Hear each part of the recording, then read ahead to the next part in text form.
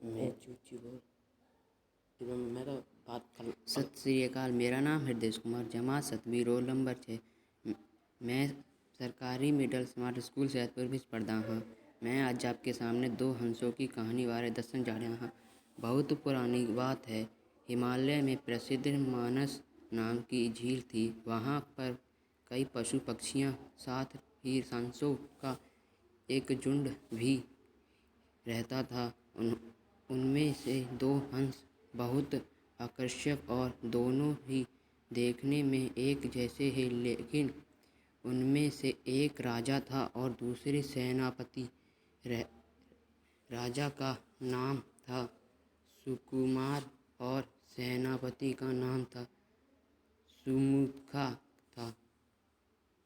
उस समय झील और उनमें रहने वाले हंसों की प्रसिद्धि वहाँ अपने जाने वाले पर्यटकों में साथ देश विदेश में फैल गई थी। इससे प्रभावित होकर वाराणसी के राजा को वह नज़ारा देखने की इच्छा हुई।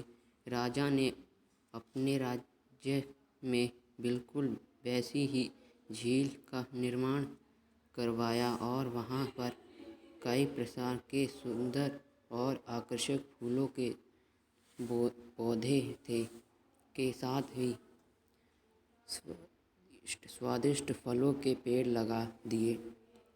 वाराणसी का यह सरोवर भी स्वर्ग जैसा सुंदर था, लेकिन राजा के साथ में अभी भी उन दो हंसों को देखने की इच्छा थी, जो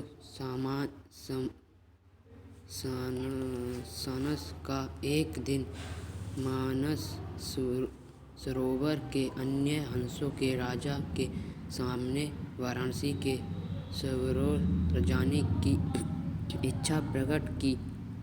लेकिन हंसों का राजा समझदार था। वह जानता था कि अगर वे वहाँ गए तो राजा उन्हें पकड़ लेगा। उन्हें सभी हंसों को वाराणसी जाने से मना किया, लेकिन वो नहीं माने। तब राजा और सेनापति के साथ सभी हंस वाराणसी की ओर बढ़े चले। जैसे ही हंसों का झुंड उस झील में पहुंचा तो अन्य हंसों की छोड़कर प्रसिद्ध दो हंसों की शोभा देखते ही बनती थी। सोने की तरह चमकती उनकी चोंच सोने की तरह ही नजर आते। उनके पैर और बादलों से भी ज़्यादा